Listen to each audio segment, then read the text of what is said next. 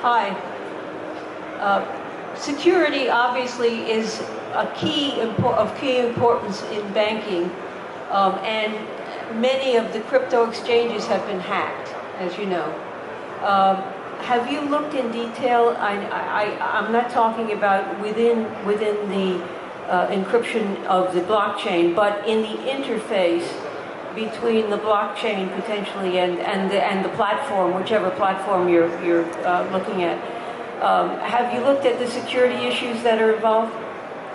So, to be clear, we are of course not working with crypto exchanges on the open side at all. You know, it's unregulated and therefore out of limits for us. But it's still a very valid question in terms of security. How do we handle the security of customer-facing applications that are using blockchain?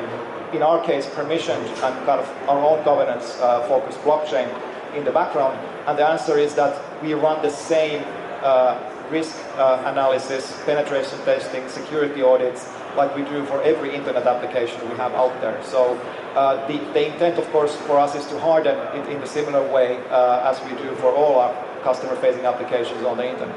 Have you experienced any specific problems with regard to blockchain in terms of security?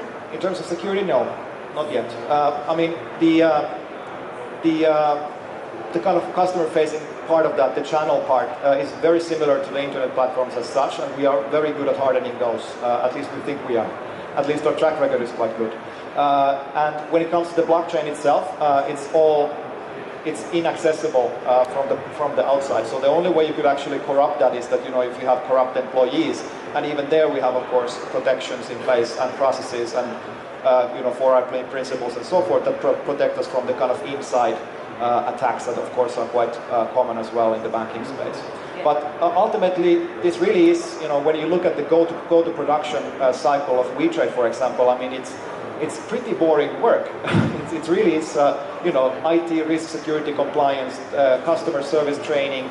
The blockchain part, like was mentioned by Rabobank in the previous panel, was that it's actually only a very small part. It really is about agreeing on how do we align these processes with a new product. And it just happens to use blockchain as a communication mechanism for the smart contracts for the trades. So yeah, it's an unfortunate thing, but you know, blockchain work when you go to production is very boring. Sorry to say.